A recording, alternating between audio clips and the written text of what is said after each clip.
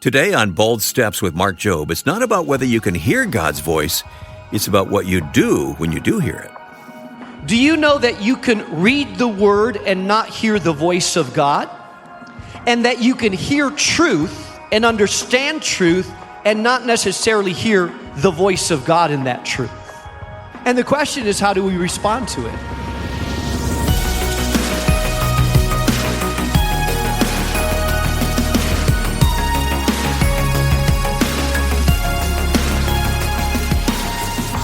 And welcome to Bold Steps with Mark Jobe, president of Moody Bible Institute and senior pastor of New Life Community Church in Chicago. I'm Wayne Shepherd. Mark, let me ask you a personal question. When was the last time you had a hearing test? Now, don't be alarmed. That's not your smoke alarm going off. I feel like I'm going through a hearing test right now. It's just a service we provide now to our listeners. So. Yeah, and I'm hearing it, and I feel like I'm about to take off. They say that it depends on your age. You stop hearing certain sounds. Yes, right. Yeah, and I'm still hearing that. Okay. Wayne, are you? No, I'm not. Uh-oh, I'm in trouble, aren't I? But you know, a hearing test is there to check whether we can hear or not. Mm-hmm. Spiritually, Hebrews chapter 3 is a hearing test. Really? Because the Bible says, today if you hear his voice. In other words, the voice of God is sounding, but not everybody's hearing the voice of God. Yeah. But the big thing about hearing the voice of God is about responding. And so this message is a powerful message about what happens when you hear the voice of God, but you do not respond to it. It could be dangerous to hear and not respond. Well, you gave this message very recently in a chapel service, a President's Chapel at Moody Bible Institute, just before Easter time. It's titled, "This is Not a Hearing Test." Here's Mark Jobe. You know, our heart disposition or our heart leaning predisposes us to respond to the voice that we hear. Can I just give you an example? A couple's been dating 5 months. The girl gets a text from her boyfriend. The text says, "We need to talk." Now, the pessimist who's predisposed in that direction says, "I knew it was coming. It always happens. 4 months into it, he's going to break up. Our last conversation wasn't good. I better prepare myself. I'm ready for it. Okay, it's coming. He's probably gone. Let me move on now." That's the pessimist. The optimist gets the text, "We need to talk." She's like, "It's only been 5 months. I thought it would take longer. Wow, this is it. He's going to pop the question. I better start looking for rings and a wedding venue. This is happening faster than what I thought." The anxious person gets a text, "We need to talk." She thinks, "Oh no, he looked a little pale. I wonder if it's terminal. I knew something was going on. He's probably struggling. Oh my goodness, how's his family going to take it?" The dramatic person gets a text, "We need to talk." She thinks, "Oh no, I heard about the shooting not too far away. He was around there. He works there. I wonder if he was shot in the leg. This is it. Oh, this is terrible. I never should have come to Chicago." You see, it's the same text, the same words, "We need to talk," but our heart disposition inclines us towards a certain type of response. Hebrews chapter 3, verses 7 through 19. Let me read the text for you. The writer of the Hebrews is talking to a group of people that, well, they had allowed their hearts, some of them, to get somewhat hard. They were struggling with hearing the word and not doing much about it. Some of them were immature still and not being able to receive the word. And so in Hebrews chapter 3, the writer of the Hebrews gives this stunning, exhortative remarks to people that are hearing the word, but yet, well, they're not responding the right way. It's not a hearing test. They are hearing the word. It's not that they're not hearing it. It's just that they're not responding to the word. Here's what he says in verse 7. Therefore, as the Holy Spirit says, it's interesting that he says the Holy Spirit, the third person of the Godhead, the Paraclete, the one that walks beside us, the coach, the one that whispers in your ear, the one that if you're a believer, you're indwelt with right now, and you are sealed with unto the day of redemption.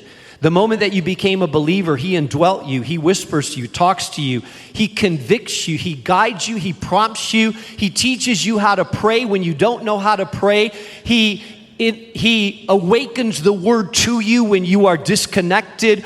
When you fall into sin, the grieving of the Spirit affects your heart, so you are grieved as well. When you're praying for direction, he guides you, he prompts you, he leads you. It's God himself, not a force, not a power, not a dove, not a fire, but God himself guiding you. Therefore, as the Holy Spirit says, today, now, this moment, if you hear his voice, do not harden your hearts. This is not a hearing test. Today, if you hear his voice, you have an opportunity to respond. Don't harden your heart. As in the rebellion on the day of testing in the wilderness, now he goes back a couple hundred years back, where your fathers, speaking of the Jewish fathers, put me to test. They saw my works for 40 days. Therefore I was provoked with that generation and said, they're always going astray in their hearts. They have not known my ways. I swore in my wrath that they shall not enter my rest. He was speaking specifically about a moment in time when they heard his voice, go forward, take the land. They hesitated, they were full of doubt, they were full of fear. And although they heard his voice, they responded the wrong way. So I just want to remind you today of a couple of things in a very practical way. I want to remind you that God is speaking. The question is, are you listening? I think we have to start by acknowledging that God speaks to us. We're in a Bible college where we take the Word of God and we rightly exegete the Word of God within its context, and where we teach you very clearly and rightly so that there is no extra revelation that comes. The Bible is complete and God speaks through his Word. And that is absolutely true.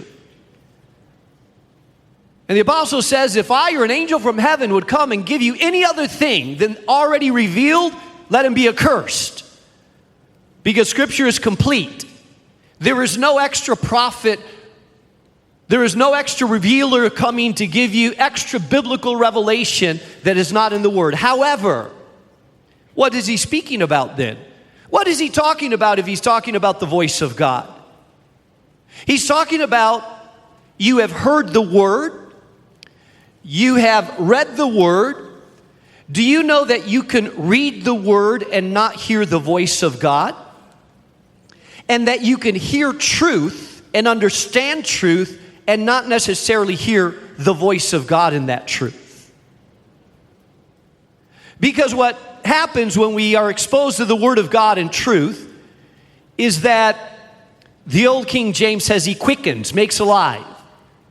And you will be in an audience and hear the truth, and the same people will hear the word spoken, but God will quicken or make it alive certain parts of that message that God is saying, this is for you, directly, specifically for you. That's the quickening of the word. The truth is there, the word is there, but the Holy Spirit applies it to you, contextualize it to you. He knows your heart, your thoughts, your name, your story, the condition of your life. As I was preaching the Word of God, and sometimes this happens to me as I'm preaching the Word of God, I'll see someone in the audience and I won't know exactly why, but there's this sense I'm working in their life. And while I'm speaking, I feel like I need to pray for that person. And there was a guy that I'd never met, never saw before. He was sitting on the aisle. I could tell he was a little bit uncomfortable as I was speaking, and big guy. And I saw that he leaned over to the person that he was at and said something to him. At the very end of that message, I gave a clear call to surrender your life to Jesus Christ. If you've never done it, to repent, to believe, to be ready to follow him and surrender. Clear gospel call. He came forward. He told me when he looked up at me, he said, you know, I leaned over to my friend while you were preaching, and I said, did you tell him about me? And that's the way the Holy Spirit works. The Holy Spirit personalizes the word to you because he loves you and he knows you. And the Bible says, today if you hear his voice, not just do you hear truth, but his voice and what God is speaking to you in that truth, saying specifically to you about this.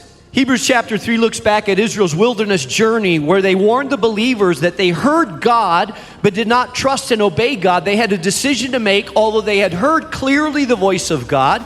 It wasn't that they had a hearing problem, it was that they had a response problem. And their wrong response led them to a long detour in the journey to the promised land.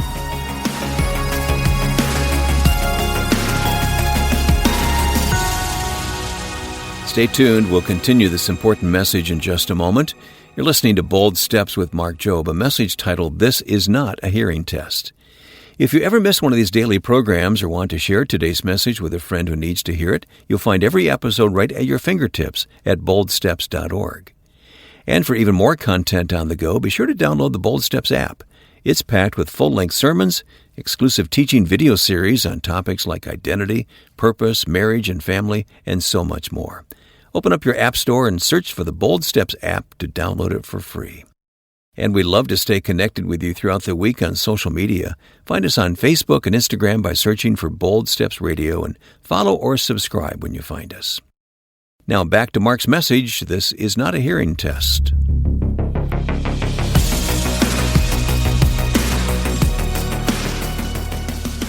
I believe that God on a regular basis and an ongoing way is speaking to everyone in this auditorium through his word if we are listening to the word of God, open the word of God, study the word of God, exposed to the preaching of the word of God. There's echoes that linger in our soul, and the Holy Spirit takes that truth and begins to speak to us that truth. It's the application of that truth as he convicts us with truth. That's the Spirit of God speaking to our lives. And the question is, how do we respond to it? I remember as a second semester freshman sitting right over here in this area. And I remember sensing that my heart wasn't where it needed to be. I wasn't getting a lot from the chapels. I wasn't receiving a lot from my classes. And I was blaming other people on it. The environment, the people, the chapel. But it didn't seem like it was connecting with me. The speaker that got up and spoke in chapel, his name was George Verwer, founder of Operation Mobilization and a graduate from Moody. And he spoke about his own history and story of developing a critical spirit. And as he talked about a critical spirit that looks at those around you a little bit like, yeah, they're not quite where they need to be, and sees everything wrong in the environment, I realized that I had allowed a critical spirit to seep into my soul. I had come straight from northern Spain where everybody was a new believer and there was a fervency and a fire there. I was around a lot of people that were second, third generation Christians, and it was different, but I had started to this isn't as real, as authentic as I know, and I had started to develop a critical spirit, and I realized that my critical spirit was hindering me from receiving what God wanted to speak into my life. That the real problem wasn't the environment. The real problem was I had allowed something in my soul to make my heart resistant to the word, resistant to impartation, resistant to what God was trying to speak into my life, that it wasn't out there, it was in here. Now, I had sensed that God was working on my heart, but I had resisted it, pushed it away, minimized it, excused it, blamed it, because I didn't really want to deal with it. But I remember in that chapel hearing those words and the Spirit of God pierced my heart. I remember bowing my head and people couldn't see around me, but tears flowed through my face. I realized I was grieving the Spirit of God. I realized that I needed to repent. Today, if you hear His voice, do not harden your hearts. It's not that I wasn't hearing. I was exposed to solid, good, biblical exegesis. I was hearing the word, but I wasn't responding to the word. Recognizing the voice is only the beginning, but what do we do next determines everything. And I want to remind you that secondly, don't wait, obey while it's fresh. Notice what the author of the Hebrews tells us in verse 8. He says, do not harden your hearts as in the rebellion on the day of testing in the wilderness when they put me to test. He seems to remind them that the pathway to hardness of the heart isn't rebellion necessarily. It's not a aggressive, God, I'm not going to listen to you. What it is a ignoring the voice that's been clear to us. No one goes down the road and says, I'm going to have a hard heart. No one says, in 5 years from now, I'm going to deny Christianity and live my life however I want to live it. But too many do. No one sets out to get a hard heart that no longer responds to the conviction of the Holy Spirit. But some end up there. No pastor sets out to say, one day I'm going to commit immorality, adultery with multiple women, hide it for a while till it's exposed and then hurt a lot of people, but it happens way too often. How? Oh, it doesn't happen in a moment. It's not just suddenly this temptation that overcomes someone that they can't ignore or fight. Oh, no. It happens much more subtly. I can guarantee you that the voice was ignored. That the word came out and it was, no, not now. I don't want to deal with it. That conviction was there, but it was like, I'm going to minimize it. It's not that bad. I'll deal with it later. Now's not the time. I'm stressed out. It's pushed back, ignored. It's dampened. It's put down. It's delayed. The pathway to hardness is delay in obedience. That's the pathway to hardness. You want to harden your heart? Hear the voice and do nothing. You want to harden your heart more? Hear it again and still do nothing. You want to go down a road that ultimately leads you to a place of absolute spiritual apathy? Continue to hear the voice and do nothing. And I can guarantee you that your heart will steadily become harder.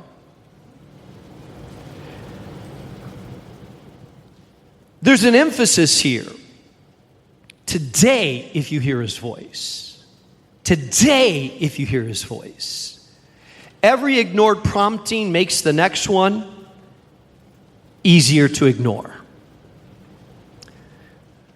That's the way it is because it's repeated resistance. Delayed obedience is disobedience because tomorrow is where conviction goes to die.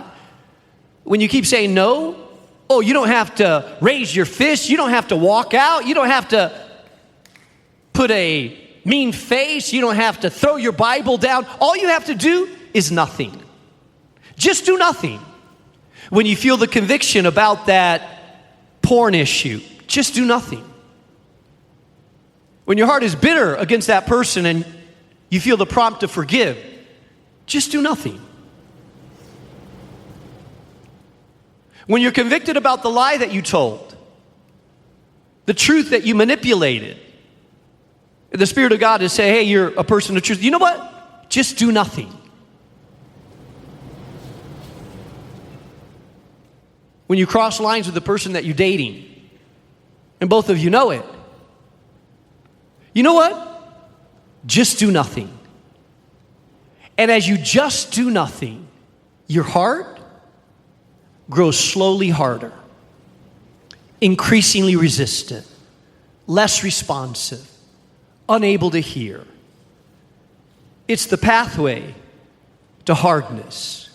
Just do nothing. My fear a bit in a place like this is that you're exposed to so much truth on an ongoing basis. You're in classes that you're hearing truth, in chapel several times a week. You go to your ministries and your churches, and there's so much truth that you're getting. My fear is that you put it in the box of just, well, it's just that. It's truth. That there's so much truth coming in your direction, so many things that the Spirit of God is speaking, that you would just sort of intellectualize it, but detach it somehow from what God is speaking to you. I'm not talking about just sorting through all the truth that's there. I'm asking this question: do you hear the voice in the truth? The voice is personal, it's to you, it's convicting, and it typically demands action. Today, if you hear his voice. I don't know what that voice says, but it leads you to obedience.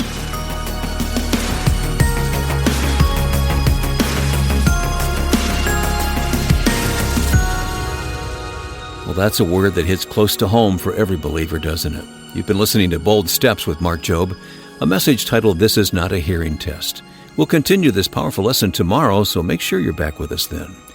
In the meantime, if you want to revisit today's message or share it with someone, go to boldsteps.org, where you can find this and every other program in our growing archive, plus tons of other faith-building tools and sermon notes from Mark. And another great resource we want to tell you about is our brand new Bold Step gift we're offering exclusively this month. Mark, you've written this resource called Tenacious, Living a Faith That Outlives You, and I can tell this one's especially meaningful for you. You know, Wayne, tenacious means to hold something firmly, not let go. You know, the Apostle Paul is writing to young Timothy. He's being battered, beaten up. It's a society that doesn't appreciate his faith. And over in 2 Timothy, it's hold on, be strong, don't give up, don't let this faith of yours be battered. This resource is written in a devotional style, so it's very well put together with pictures and well designed. Yeah, but it's beautiful. I love it. It has a devotional thought and then some reflection points there. We've written this specifically for those of you that feel like, wow, this is hard to maintain my faith, be strong, my testimony, and not cave in. And you need to be reminded there's some tools that God has given you, the power of the Holy Spirit, just like Paul reminded Timothy, chapter by chapter, there's a challenge to not give in, not buckle under, but to be tenacious. Well, you'll not only enjoy the quality presentation in Tenacious, but the content, Mark, which is so incredibly relevant for today. What's your prayers as listeners use this? You know, my prayer as people walk through Tenacious is that they'll rediscover that spark of bold faith within them, that they will determine afresh. I know that I'm surrounded by people that don't necessarily love God, know God, and don't understand my faith, but I will not give in. I will not compromise. I will not break down. I will stay strong in the face of opposition. Strength in the face of opposition. Boy, that's something we all need more of. So request your copy of Tenacious, Living a Faith That Outlives You when you give a donation of any amount to Bold Steps. Just call us at 800-DL-MOODY.